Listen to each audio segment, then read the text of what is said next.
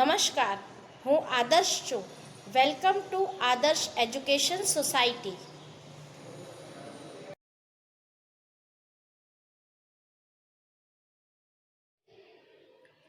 तो बच्चों, हमने स्वर संधि और उसके प्रकार देख लिए. अब हम दूसरे नंबर की संधि के प्रकार में से दूसरे नंबर की संधि देखेंगे. वो कौन सी है? व्यंजन संधि. अब व्यंजन संधि है तो सबसे पहले व्यंजन संधि की हम परिभाषा देखते हैं कि व्यंजन संधि, तो व्यंजन संधि का एक व्यंजन का किसी दूसरे व्यंजन से अथवा स्वर से मेल होने पर दोनों मिलने वाली ध्वनियों में जो विकार उत्पन्न होता है उसे हम व्यंजन संधि कहते हैं. किसका? व्यंजन का व्यंजन से मिलने पर या व्यंजन का स्वर से मिलने पर जो भी विकार उत्पन्न होगा वह व्यंजन संधि कहलाएगा. बच्चों, व्यंजन संधि के अंतर्गत नियम है. हम उन नियमों में से सबसे पहले पहला नियम देखेंगे. तो पहला नियम क्या है? तो यदि क, च, ट, त और प के वर्ग का तृतीय यानी तीसरा या चौथा, चतुर्थ यानी चौथा वर्ण आए या य, र, ल, व या कोई स्वर आए तो क, च, ट, त, प के स्थान पर अपने ही वर्ग का तीसरा वर्ण हो जाता है. अर्थात ये जो वर्ग है ना, क, च, ट, प, त, प, ये वर्ग है. यदि इसके बाद कोई भी तीसरा या चौथा वर्ण आए तो वह अपने ही वर्ग का तीसरे वर्ण में बदल जाता है. तो सबसे पहले हम क्या देखेंगे? हम देखेंगे क वर्ग देखेंगे. तो क वर्ग के अंतर्गत क्या है? क, ख, ग, घ. च वर्ग के अंतर्गत च, छ, ज, झ. ट, ठ, ड, ढ. ट वर्ग है. त, थ, द, ध और प, फ, ब, भ. मैंने इतना पढ़ा, परंतु आपने देखा मैंने यह लाइन की हुई है. यह पंचम वर्ण है जिसे हम नेजल साउंड कहते हैं यानी अनुनासिक स्वर कहते हैं. अंग, यंग, ण, न और म. ये क्या है?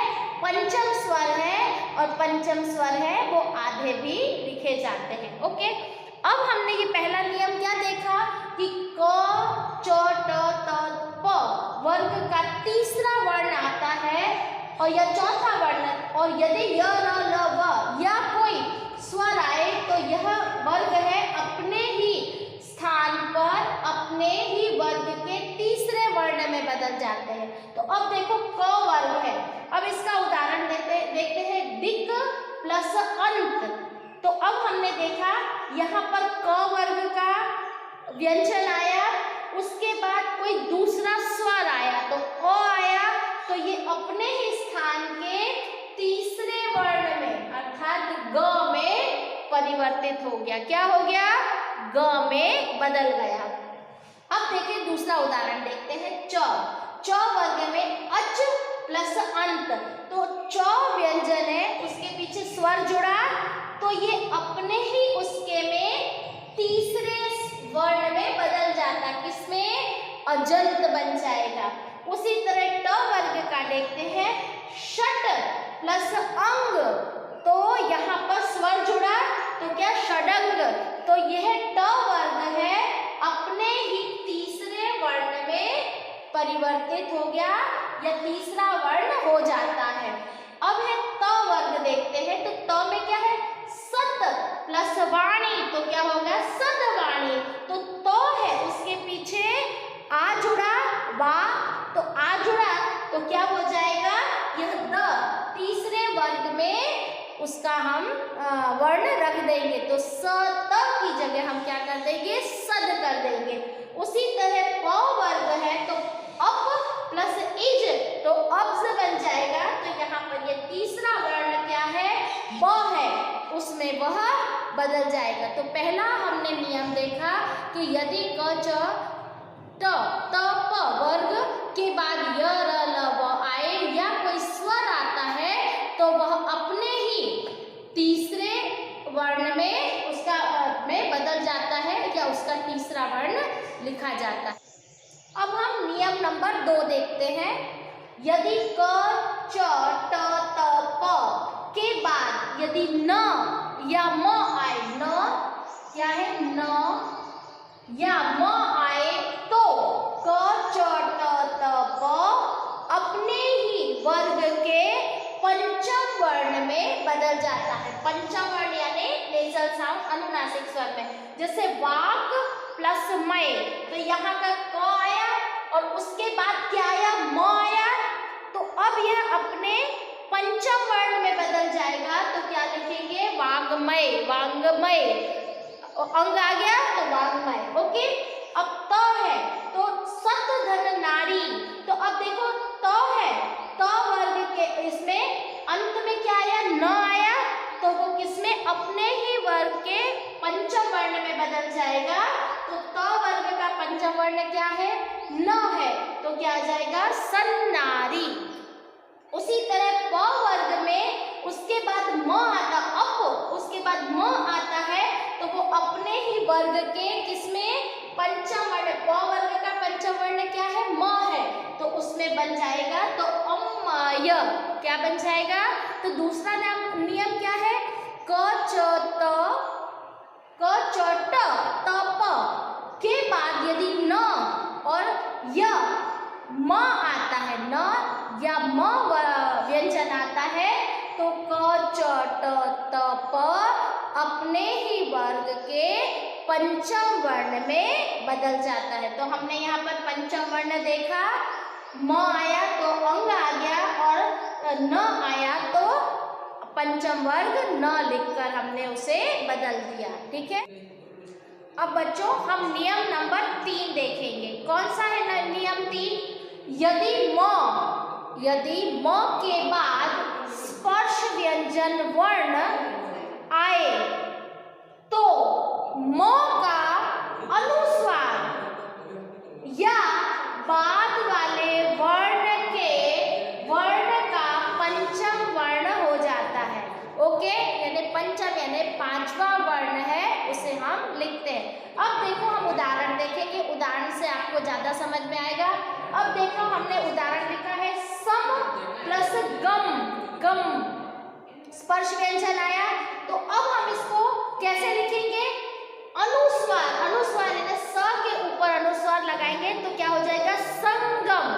आप ऐसे भी लिख सकते हो, या इस वर्ण का पंचम वर्ण, पंचम वर्ण क्या है, देखो क वर्ग है, तो क वर्ग है तो उसका पंचम वर्ण क्या है, अंग है, तो हम इसको किस तरह से लिखेंगे, या तो हम अनुस्वर के रूप में लिखेंगे और या तो हम अंग, तो क्या लिखेंगे, संगम, हम इस तरह से इसे लिखेंगे।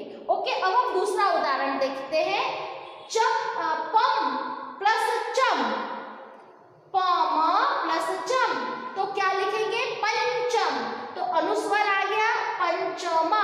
और यदि हम इस तरह से ना लिखें तो हम कैसा, इस प वर्ग का, सॉरी ये च वर्ग है, तो च वर्ग का पंचम वर्ण कौन सा है, तो हम इस तरह से भी अनुस्वर लिखकर पंचम लिख सकते हैं, या हम किस तरह लिखेंगे, प फिर ये पंचम वर्ण और ऐसे बनाकर हम इस तरह से भी लिख सकते हैं।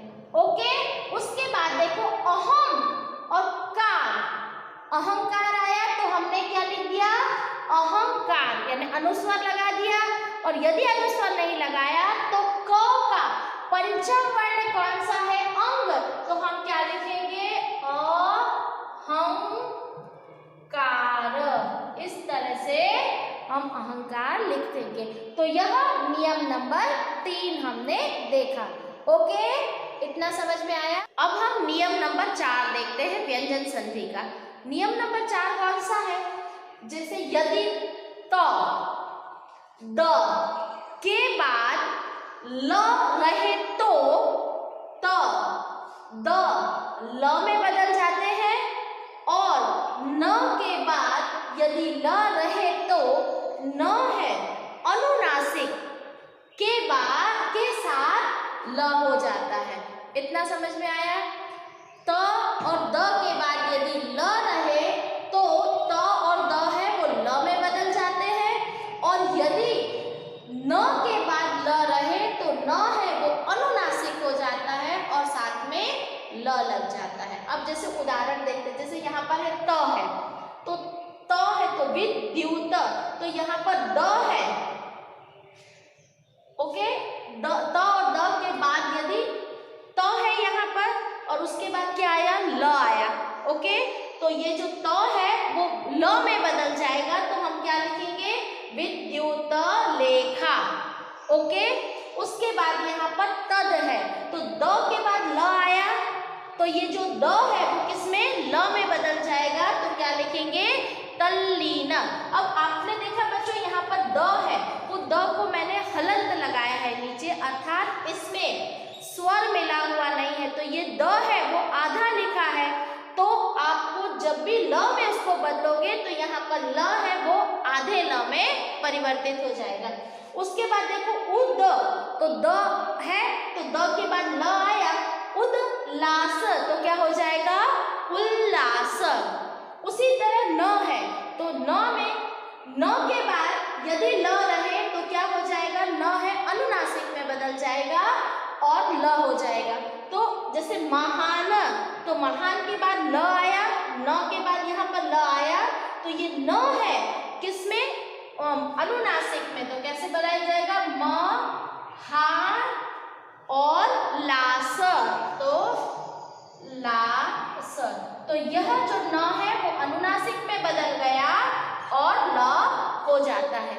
तो आपको नियम नंबर 4 समझ में आया कि त और द के बाद यदि ल आता है तो त और द है वो ला में बदल जाते हैं और उसी तरह यदि न के बाद ल आता है तो न अनुनासिक स्वर हो जाता है और ल में बदल जाता है या उसका न का ल हो जाता है। इतना समझ में आ गया?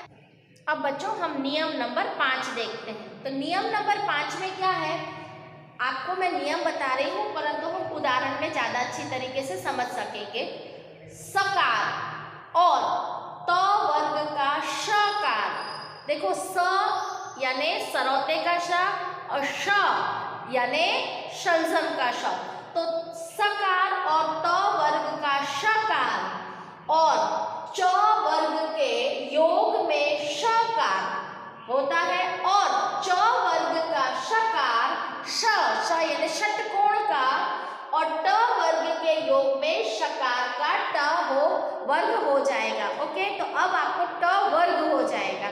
तो अब हम यहाँ पर देखेंगे कि कौन सा वर्ग हो रहा, पहले वर्ग के योग में है और ये च वर्ग का शकार। तो अब हमको यहाँ पर ज़्यादा न समझ में आए तो हम देख सकते हैं कि ये श है ना, ये सरौते का श है, ये शलजम का श है, तो ये वाला श है वो इस श में बदल जाएगा। तो जैसे दूष और ये च वर्ग है तो ये दोनों का योग होगा, तो ये वाला श है वो किस में? इस श में परिवर्तित हो जाएगा। तो हम क्या लिखेंगे?